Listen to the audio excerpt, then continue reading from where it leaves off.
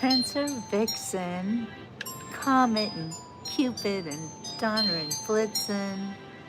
Do you recall the most famous reindeer of all? Rudolph the red-nosed reindeer had a very shiny nose, and if you ever saw it, you would even say it glows. All of the other reindeer used to laugh and call him names. They never let poor Rudolph join in any reindeer games. Then one foggy Christmas Eve, Santa came to say, Rudolph, with your nose so bright, won't you guide my sleigh tonight? Then how the reindeer loved him, and they shouted out with glee, Rudolph the red-nosed reindeer, you'll go down in history.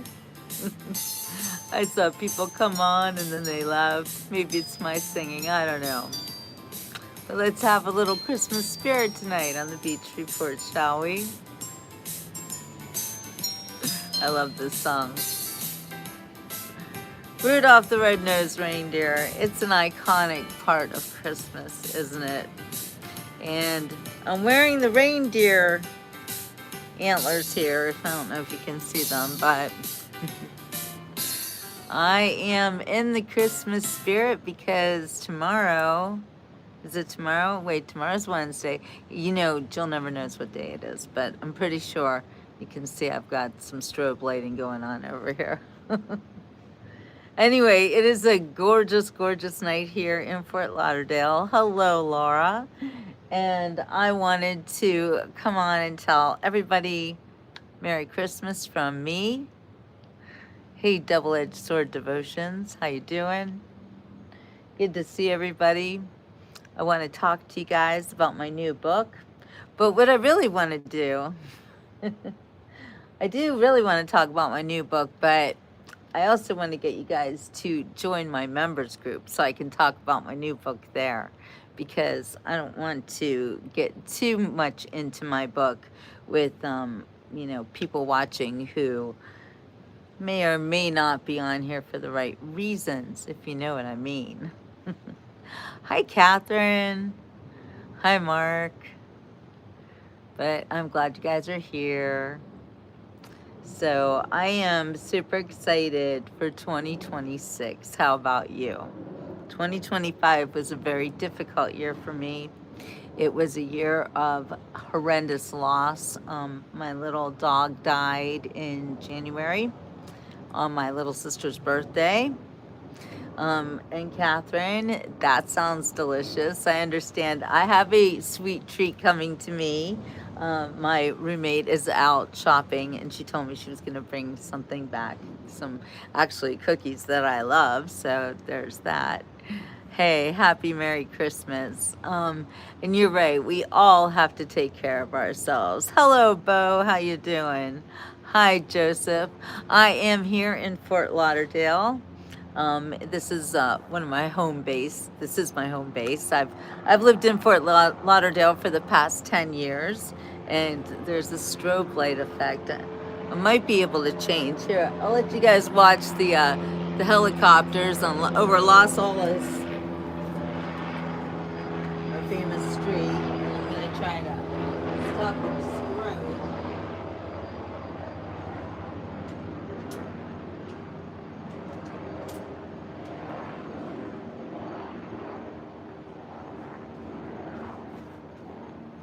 Speak amongst yourselves. I can't find where to turn it off. Is it bothering you? Because if I get too close to it, I swear I feel I'm gonna have a stroke. Okay, it's messing with you too, Jay. I hear ya. I hear ya. I do feel like I'm gonna have a stroke with it. It's not good. Here, I'll be over here singing while I look for the little switch. Ah, there's a switch. Oh, please make it stop. Make it stop, make it stop.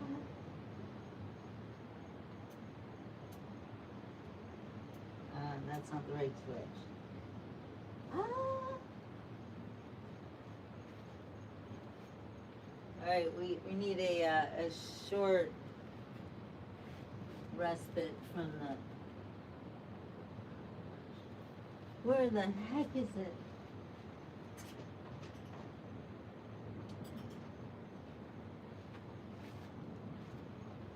Okay, seriously. If I look at that strobe light anymore, I am going to stroke out. You'll just have to, I don't know what to do about it. I'm gonna take my camera somewhere far away from the strobe light. I don't know why. I can't figure out how to. Wait. I know there's a switch here somewhere. Oh well. It's a little bit better over here, right? Here we've got a very bright light there. Lighting is not my forte tonight, but I have to show you guys how beautiful it is here. I love it when the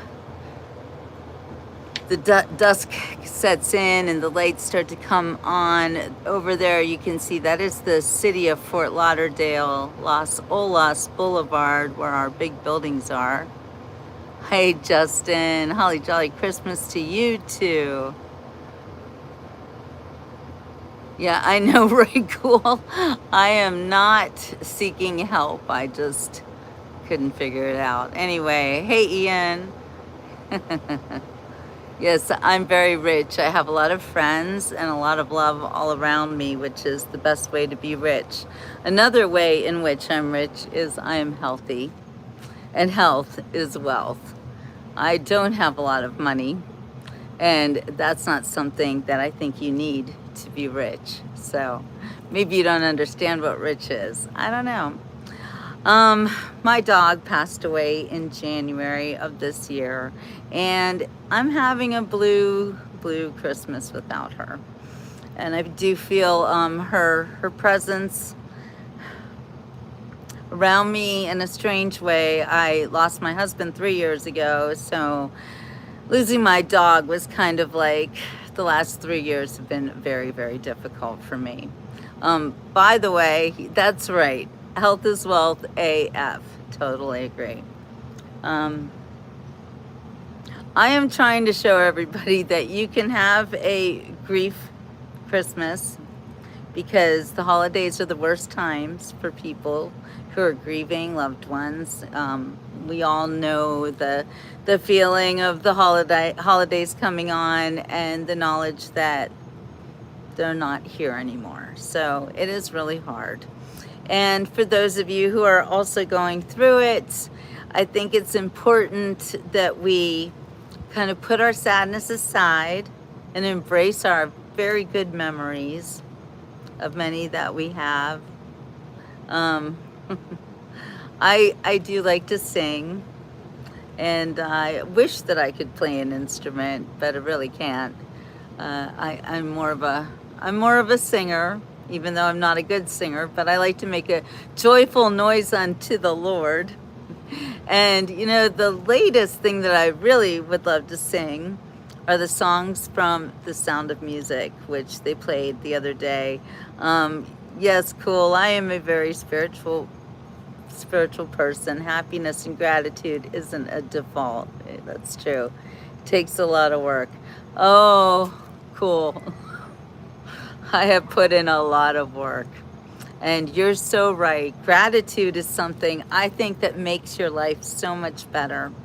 If you love everything that you have, and you can always have goals. You should always have goals. But when those goals are leaving you with a sense of, I didn't accomplish this or that, I didn't get what I wanted, and my life is not everything I wished it was, then I think that that is really sad. I think that no matter if you have achieved those goals or not, that you should look at your accomplishments. And sometimes that accomplishment can be as small as just getting up in the morning. And I'm sure many of you know what I mean. I don't know what that is, Stray Kids. Anyway, I was never a stray kid. It's essential to have good health in order to have a good life. And that's so true. So I just turned 60 a few weeks ago. And at this age, your health really is your wealth.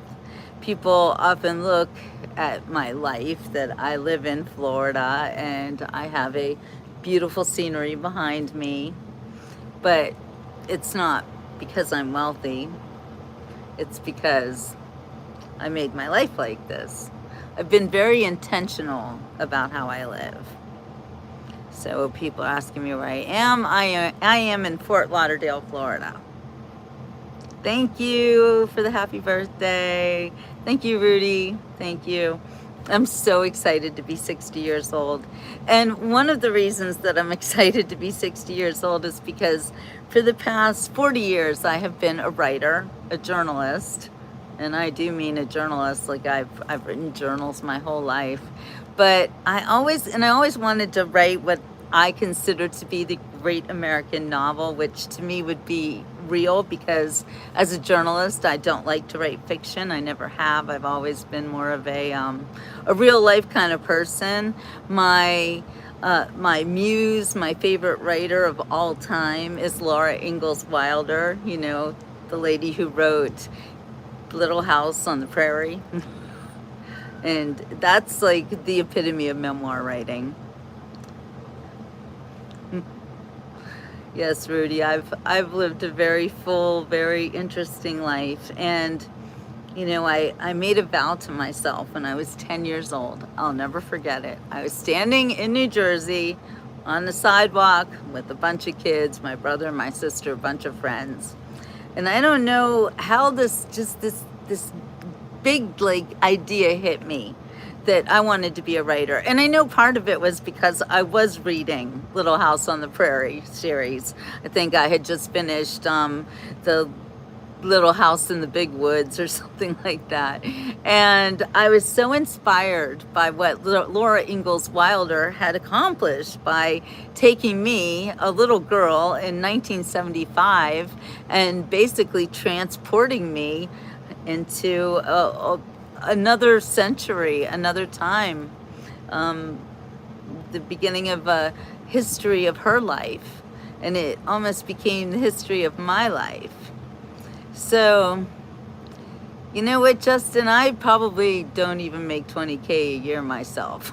and I am in a little bit of credit card debt, but that's by design. I've got the zero interest credit cards, and I save the money on the side so I can pay the credit cards and hopefully get some interest on it. But don't follow my my economic reasoning. I'm really not very good at it. I don't keep good records, and I'm not a money girl. I'm not an economist, if you will. I walk in faith, actually, and if I want something, I pray, and then I get it. That's how it works. That's how it works in my world, anyway. So, Rudy, I guess it was my destiny to entertain. I never really wanted to be the person in front of the camera. I wanted to be the writer behind the scenes. You never really knew what Laura Ingalls Wilder looked like. You just had this idea in your mind. And when I was 10 years old, there was no movie about it or anything. So I just kind of thought she must have looked a little bit like me. Why not? In fact, I don't know about the rest of you little girls in 1975, but I was doing things like sewing little bonnets, like they wore in the pioneer days. I was just all about it. It was kind of crazy. But it inspired me. And I thought that the greatest thing I could ever do was be as inspiring as she is as a writer. So here we are. And I am working on my second book. My first book was about my adoption as a baby. It is called Do You Think About Me on My Birthday? And if you'd like a copy, just go to my website, jillbooks.com. I have not been the best at selling that book. I'm kind of keeping it a little close to the vest because it is very personal and it's about my life. So, I don't know what people are saying right now. Imagination is such a great quality to have. You know what? Children are born with imagination. Thank you, happy holidays, and thank you for the happy birthday. Um, no, get out, Cool J. You're a distant relative of Laura Ingalls Wilder. No, for real, that is, I hope that's true because that is really very cool. And I worked as a writer too up until recently. Wow, these aren't horns. These are, well, maybe, I guess they're the reindeer horns. I don't know. They're not devil horns or anything. You know, I'm being Rudolph the red-nosed reindeer had a very shiny nose. And if you ever saw it, you would even say it glows. Well, anyway, that's what I'm wearing. They're not horns. Maybe I should take them off. I was a little bit concerned that people would think that I was wearing horns or something. I am actually a widow. I lost my husband 3 years ago, which is another reason why the holidays are especially hard for people like me. It wasn't bad enough that I lost my husband 3 years ago, but for the past 3 years, I had been comforted with my dog, and losing her in January was a blow to my heart. And I don't think, thank you, love my antlers. Thank you, they are antlers. They are not horns, they are antlers. Thank you. But yeah, losing my dog made losing my husband worse. So the third year of losing him, the first year of losing her, and I'm trying super hard to keep it together. And I know that there are a lot of you also going through this kind of grief and sadness, and it is sad. And there are times where you hear a certain song, or you go somewhere and a memory hits you and you're ugly crying in the car. I do that a lot. But you know what? It's okay to cry. It just means that you had so much love that, you know, that it moves you to tears. So anyway, we are here in Fort Lauderdale, Florida, talking about grief at Christmas time. Not the happiest subject in the world, and me wearing reindeer antlers makes it kind of crazy, but I'm glad that you are here for me, and I'm glad to be here for you too. So ignore all the trolls and the people who say crazy weird things. I'm not even paying any attention to them tonight. I'm learning because the good people who are on this show, that's who I want to hang with, you know. Thank you, and thank you, Rudy, for saying my kindness deserves respect. I think that you are right. Cleanse the past so you can see your future. You know what, how to, honey? That is not a bad idea. And so that was the other thing that I wanted to talk about. Is I am a writer, I am a journalist, and I have recently published my second book, which is actually a memoir of my life as an adopted child. And is there no storm? Someone said there's a storm. No, just clouds, no storm. It's actually a really beautiful evening. I love my mods. I'm not going to get rid of them. If they don't like what you're saying, it's probably because you're being disrespectful to me, and I'm going to let them handle that tonight.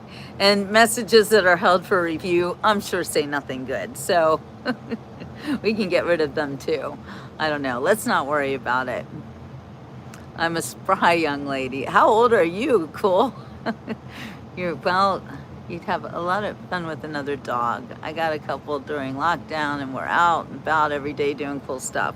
Well, okay, you have a point about the dog. So the way that I deal with my grief of losing my girl is that I'm a dog sitter now. So, and I always was a dog sitter with my dog. We used to go dog sitting because my dog Muffin, she was a Shih Tzu, and she actually was so incredible. She was a therapy dog for other dogs. How cool is that? So we would go dog sitting, and the dogs that would dog sit, they loved Muffin very, very much. It's not hurricane season, so I'm not worried about that. Actually, these earrings are in honor of our dogs. So they're not mine. I'm borrowing them from my roommate, but she knows why I need to wear them right now. Um, Oh, German Shepherds are great dogs. Actually, my son lost his German Shepherd this past year. So my dog was not the only loss that we had in our family, and it was devastating for all of us. Losing a dog, you know, people say they're family members, but they're a little bit more than family members, you know. They're like an extension of you. They're like having a baby and a best friend and I don't know, cuddle buddy, you know, just everything good having a dog. I just went through what exploitation. Oh, how to, honey, going home broken and homeless to rebuild Florida. Here I come. Yeah, come on down to Florida. We take in all the rejects. That's where Florida man came from, I guess. But I'm still not over Blackie, and she died 7 years ago. I hear you, Liquor. I hear you. And the only reason that I am still not over my dogs, I've got a list of, well, we had Bunny. Bunny passed before Muffin. Actually, I didn't want to get Muffin because Bunny was my heart. She was a little poodle. And my daughter was like, oh, Mom, we got to get a dog. And she literally forced Muffin on me. And I did not want her. And I was like just keeping myself at arm's length with this adorable puppy. I don't know how I did it, but I was so deep in grief over Bunny. And I do admit that Muffin did get me over that grief. But you know, now I'm not living the same way that I used to live with children, and life is different. So I'm basically waiting for other people to get dogs. And I can love those dogs because I can't do it to myself again. My grief over Bunny nearly ended me, and my grief over Muffin now is even worse than that. So, and I'm not saying that I'm at the, like, it's not, I'm not so bad off, but I am bad off. Do you know what I mean? Does it make any sense? My plan is to always have dogs rotating so the grief won't be as bad. I'm ready to take on a third. I hear you, Cole. I hear you. I just have no right to have a dog right now. No right. Maybe that's not the right word. I'm not in a stable situation that I could care for a dog. So I can't. I have to care for myself right now. And that is part of it. Castor oil is the best. I totally agree with that. Okay, Rudy, you taking off. I'm glad you were here.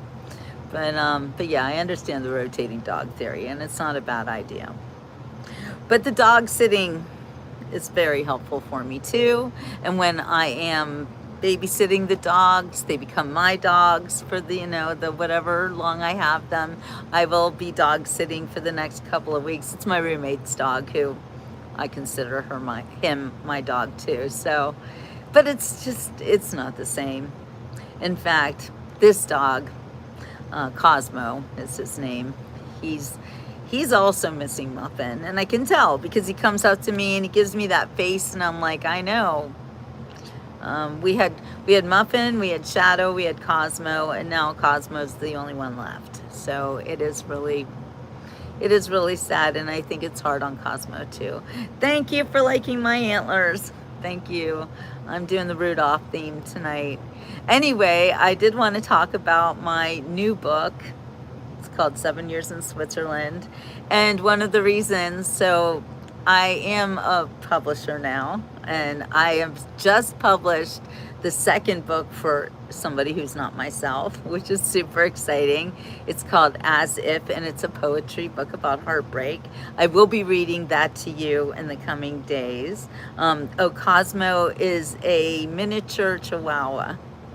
Where is he? Cosmo. He's like under something. Cosmo, where'd you go, buddy? I don't know where he went. He's hiding somewhere anyway. He's looking. Oh, there he is. Hey, Cosmo, say hi. You guys probably can't see him because he's black. He's just, he's like, don't put me on your show right now. Yeah, he's a little squeak toy. He's super cute. But, you I know, Cosmo. I know. You want to say hi to everyone? Here, say hi. Say hi. Yeah, good boy. He's used to being exploited. His mama likes to dress him up in all sorts of crazy outfits. But I always tell her, hey, if you pass away, you better make sure everyone knows that that's my dog. Just saying. I love him like he's my own. Anyway, it unfortunately he doesn't make up for missing Muffin. I wish it did. I wish I could be like transfer my love to Cosmo, or, but I can't.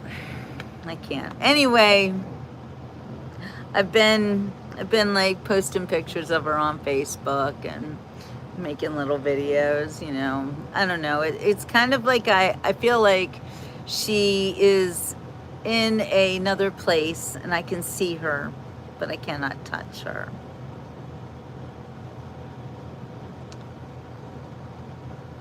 Swamp People. I watch it in jail. We watch it every week. I think that was a show that my husband used to produce. That's kind of funny. Anyway, yeah, the little poodles are so smart. They're so great. I love my poodles. I always had poodles until Muffin. She was the first Shih Tzu I ever had.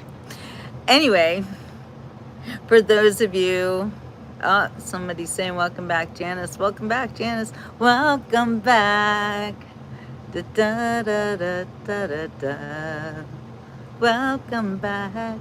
I'm thinking of that Welcome Back Cotter song.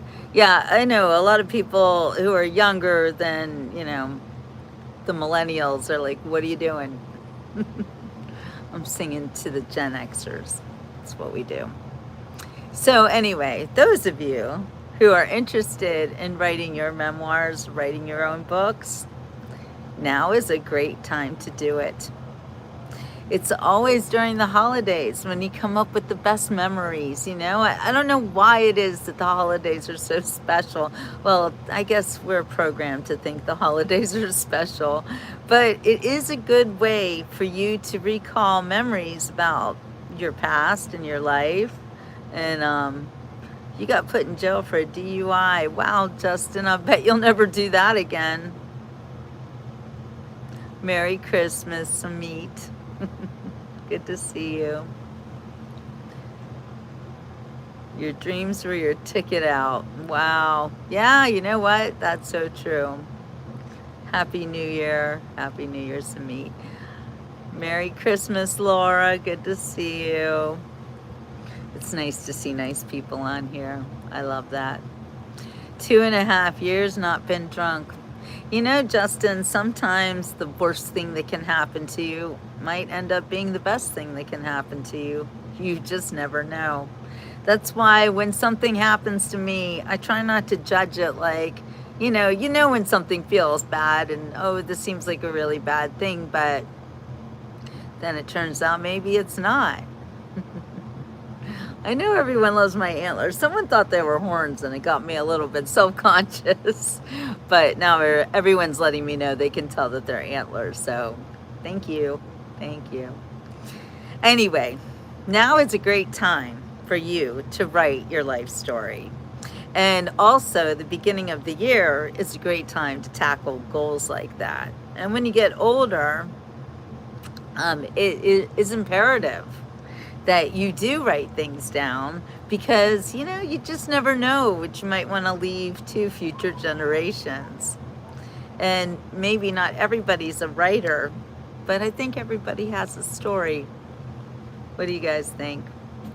Anyway, I wanted to talk about my working on my second book, which is, well, it's my third book, but it's actually the second in the series of my memoirs, which I have lived like a cat. I have had the past, I don't know how many lives I had. I don't want to count them because what do cats get? 9? I think I might have had, maybe not 9. I don't know. But, See, they're my antlers. And I don't want to spook that one, but I do think. So I've been also thinking about starting a TikTok account. I don't have one currently, but if I did, I was thinking of calling it 17, no, sorry, 60 is, can be ruining my jokes. 60 is the new 17.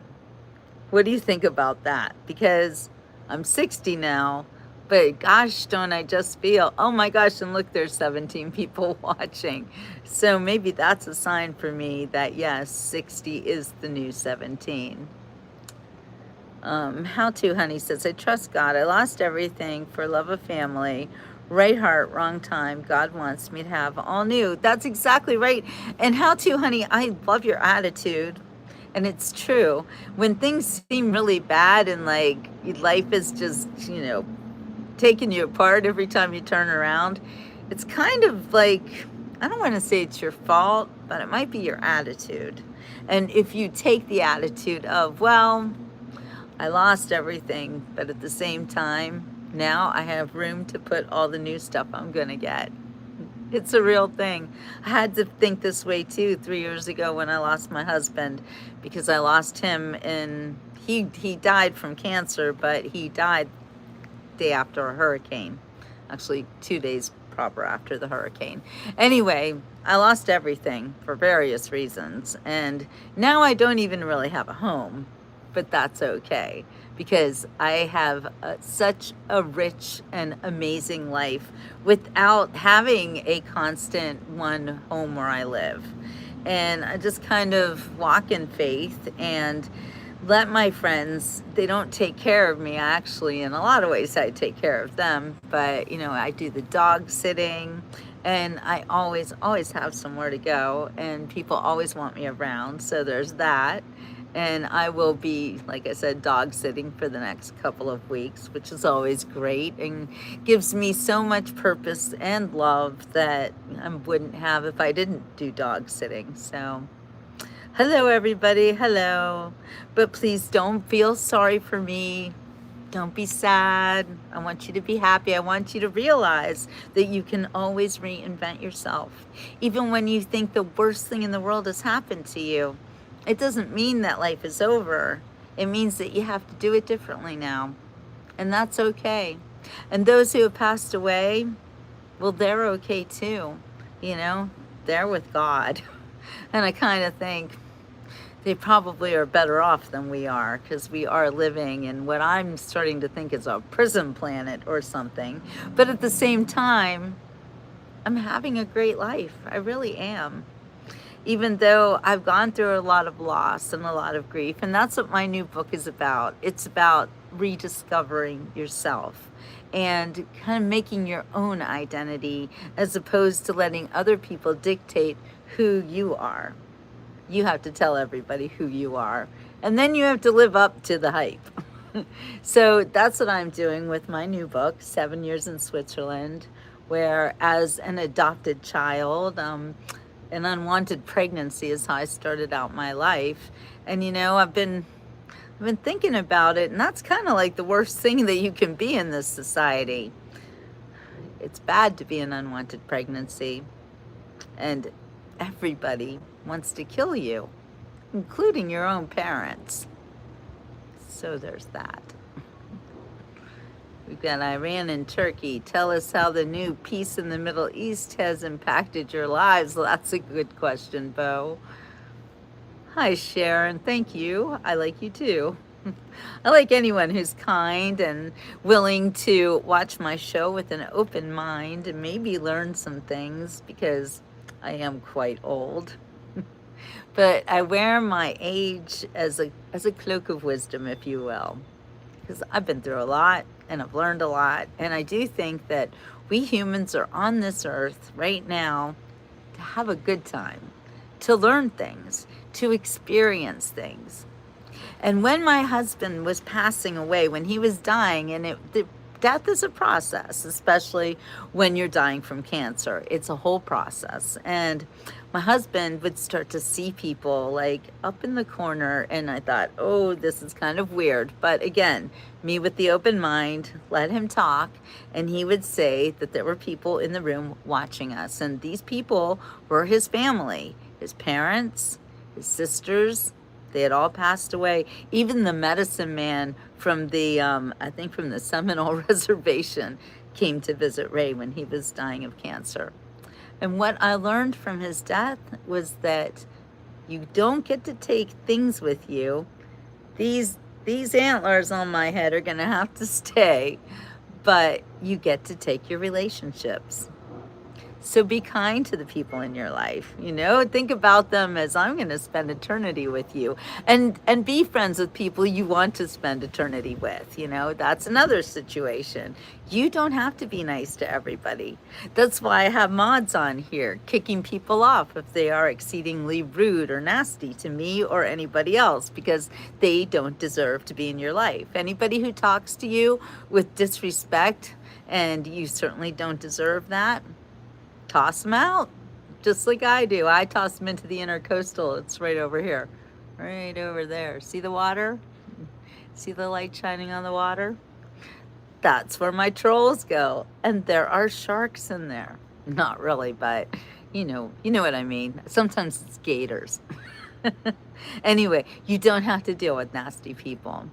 Oh my gosh, How To Honey says, I survived abortion 3 times. I understand my mom's situation. No judgment, only understanding and forgiveness. And that is so great to read that, honey, How To Honey, because abortion, adoption, the whole biology thing, it's a pretty big deal. And it is very hard to kind of square with the way some people think about it. So I had somebody the other day very angry with me because they thought that I wanted to affect the law or something and stop people from getting abortions. And that is not my goal. I don't want to force anyone to do anything. I'm not a politician, and I'm not a lawmaker, and I don't want to make laws. I actually just want to live in peace and harmony with everybody, but I want everybody to choose life. Choose. That's the operative word. It's your choice, It is actually your free will that makes you human. So if you believe that the baby in your womb is a somebody who is going to ruin your life, then I can understand why you would not want them to be around. But I do wish that you would look at other people, and anybody who is living in your womb as another person. Please don't make any mistakes about that. It's not an extension of you. It's definitely another person with their own feelings and destinies and all that. But I just wish people would consider that that's another person. So you cannot like abortion while not telling others what to do. That's my stance. You cannot like abortion while not telling others what to do. Exactly. I agree with that. I don't want to tell anybody what to do. I want you to want your baby.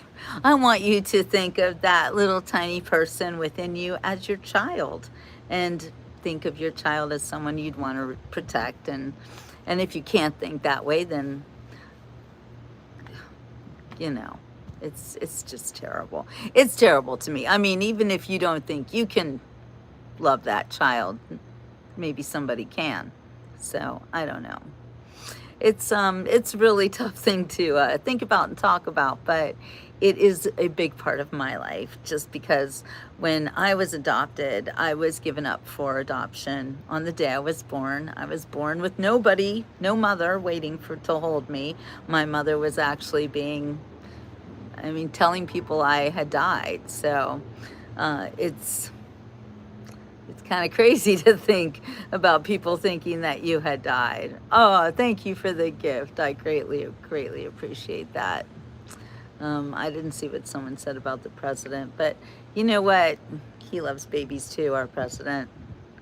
I just don't know the implications, the greater picture of ending a life before it begins. Well, I'll tell you what the implications are. You're you're ending someone else's life. I mean, you are choosing to play God, if you will, and end someone's life. I wish that people would look at the act of making babies for what it is. And you either take responsibility or you don't. You know, if you drive drunk, as one of our followers here has told us, when you drive drunk and you get caught and you pay the price, and then you learn from that. So I think it's the same with babies. And it's not even about politics. I agree. Forget politics. It's about life. It's about lives. It's about people. So, yeah, yeah. You're chatting with Turkey, not about Trump. I don't know. I don't know what's going on in Turkey. I'm over here talking about babies and life and adoption and all that good stuff. Oh, Merry Christmas, Paul. Paul's here to break up the tension in the room. No, I'm joking, but I'm glad you're here. But you know, it is it's an interesting time, especially these days, to think about the implications of life and death, and I have a hard time smashing bugs even. I know, oh, cool, I know. I'm the same. People will be like fishing around me and they'll be like, do you fish? And I'm like, heck no, I don't want to kill any fish. But I don't really mind killing flies, actually. I think that flies are kind of evil. No, I know they have a purpose in the world, just like mosquitoes, and I'm going to kill them too. So, most have abortion over lack of education and understanding. And you're so right, how to, honey. And it is about not just about education, but it is also about people understanding the implications of an abortion and how, you know, once you're a mom, you're always a mom, even if you don't have a kid anymore. So,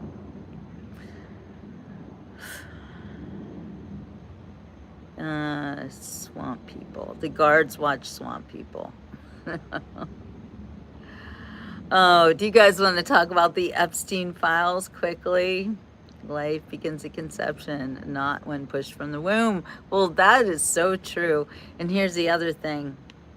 At 20 weeks of gestation, which a lot of people would say that that is the limit to have an abortion, and I think that is over the limit, because at 20 weeks, a tiny baby the size of a sweet potato. I used to call my dog Sweet Potato. It means a lot. But anyway, the size of a sweet potato, they can hear. And if a person can hear, they are listening. I believe that. Babies in the womb are not just listening, but they are participating in conversations, maybe only to themselves, but they hear you and they kick and they recognize certain, you know when you're pregnant and your baby starts moving to certain kinds of music, that they have a preference before they're born. What is it that God says? I knew you, I knitted you in the womb. Fool's talking about bigger picture stuff, like I don't know why. I guess in a spiritual sense, somebody is taking a human incarnation on earth, and I don't think I have the right to interfere with that. That's how I feel too. That's totally how I feel. And I feel like back in 1965, it was illegal to take away my right to life. And sure, it opened me up to a whole world of crazy. But I would rather have this life of crazy than just have been ended before I even got to start,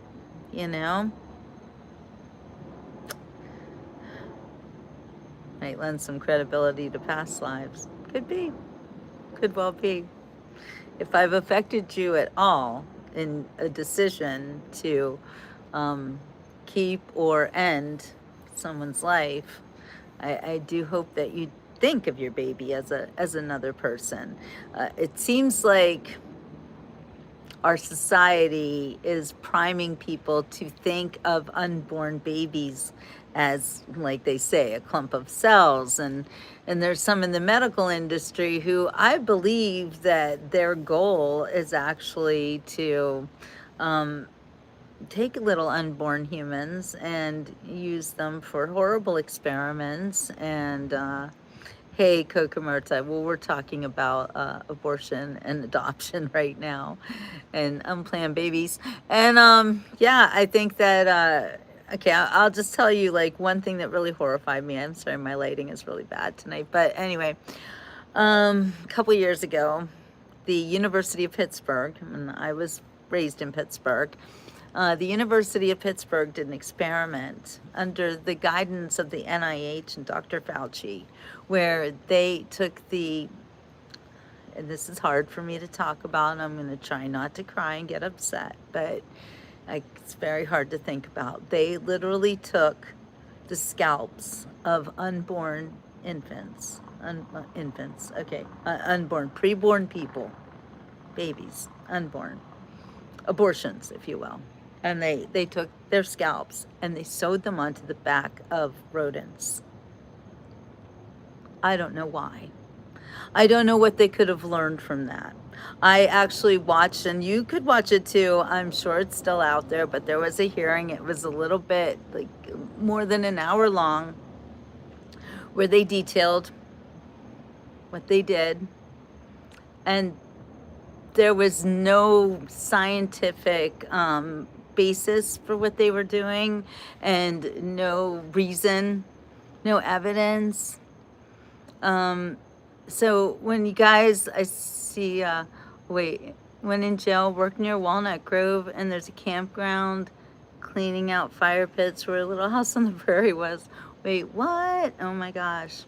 Yes, and the dogs, the things that Fauci was doing to the dogs. So we're looking at these Epstein files now, right? And the media is all about trying to tie them in with President Trump. But here's the difference. Whenever we see pictures of President Trump with Epstein, there's always like a lot of people around, like it's like an event or something, you know. But when we see other pictures of people like David Copperfield and Ghislaine Maxwell wearing robes all wrapped up with each other. We see pictures of Bill Clinton in hot tubs, and when we see all of this like basically debauchery, and you know, you see President Trump and Epstein on a jet with his children, Trump's children. I mean, of course, knowing what we know now, horrific, right? That he would let his children around a person like this, especially his young daughter. But I don't know. I mean, it's hard to believe that he didn't know what was going on. I'm pretty sure. I know he eventually did, and did kick him out of Mar-a-Lago. But the point being is that if you're looking at these Epstein files and you're what is my opinion of taking a risk in our lives, such as moving to other countries? Oh, I've done it. I've done it. Hail to the king. You're asking the right person. I do whatever I feel like doing, honestly. I didn't want to live in this country anymore because I was afraid of the food. I was afraid of the people who were stalking me. My biological father literally stalked me. And yeah, people pissed me off, so I left. That's what 7 years in Switzerland is about, actually. No, my husband's name was not Jack. Everyone brings that one up. It's kind of old. Okay, I know I'm a Jill. I'm not a boomer either. I am one of the very first Gen Xers, so there's that. Anyway, yeah. You want to move to another country? I think you should do it. I think you'll learn a lot.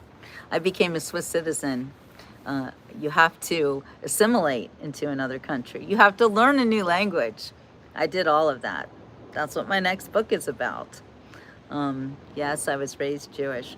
But I do accept Jesus as my Lord and Savior, and I hope that you do too. And if you don't yet, and don't know if you're a rabbi or a rabbit, but accept Jesus, and your life will get even better if it's not bad. So yes, my next book is called 7 Years in Switzerland, and it is about so many subjects, but mostly it's about finding yourself. And I actually moved to another country in order to discover who I really am. So that's how I did it. It's never bad, I think, to travel. I think to put yourself in a whole new atmosphere. You know, like they say, get out of your comfort zone and you'll learn something. It's very, very true. And that's how I live. That's how I have always lived. If I feel too comfortable, I'm out of there. I'm like, wait, life has to be so much harder. But now that I'm 60, I want life to be a lot easier. So I'm working on that. Anyway, yeah, I am a Swiss citizen technically, but I don't think I'll ever go back to Switzerland. I've kind of had enough of that place. And here's the thing about Switzerland, it never ever changes. It's always the same. It's like you can, I left Switzerland in 2008. Was it 2008? I ran away. I did. My ex-husband was abusive, and I ran away with my children and the clothes on my back. So I've got lots of good stories. But anyway, I do think it's always a good idea to learn about everything all around you. And what I have learned is, just like the Wizard of Oz, you can't go looking for your heart's desire, because it is actually with you all the time. Everywhere you go, there you are. That's something I've learned. And yeah, I look how I look. I don't know, I change colors in the sun, so I'm a woman of color. But I do know everything about my history now as an adopted child, because I was stalked and found by my biological father. And that's how I learned about things that I never had a chance to seek out myself, and I probably would have. But anyway, yes, you guys are going to love my new book, and I am off to go on my members page now, where I'm going to actually read some excerpts of that book to my members. I want to reward them for believing in me and for actually paying that $4.99 every month in order to be my besties. So I really appreciate you guys, and as that appreciation, I will start reading excerpts from my new book, because that's what I do. Jill writes books, Jill reads books, and now Jill publishes books. So if you have a great story that you have always been told, you should write a book. I could help you. My new venture, well, my company has always been called JillBooks.com, and I guess I was always kind of gearing up to become a publisher, but now I'm really doing it. So, all right, Haliteching, I am glad that you spent this time with us, and I'm going to go now too. Like I said, I'm going to do a members only show. So for all of you watching now who aren't in my members group, please stay tuned, and I'll be right back in just 5 minutes. I got to make a fresh pot of coffee and get prepared to do that show, because reading is kind of hard work. It's like singing. It's in your vocal cords. So I would love to see you guys there. And if you want to join my members only group, one of my members can tell you how to do it. So Bo, can you help people how to do it? How do you join? I think it's pretty easy. I think there might even be like something you could click on right here. Anyway, hi Shane, I love my Australian fans. We got lots of people in Australia and New Zealand watching the Beach Report. You guys are so cool over there. I know it's like 12 hours ahead of time, so I always say you are my people from the future. Where's Tracy from the future when you need her?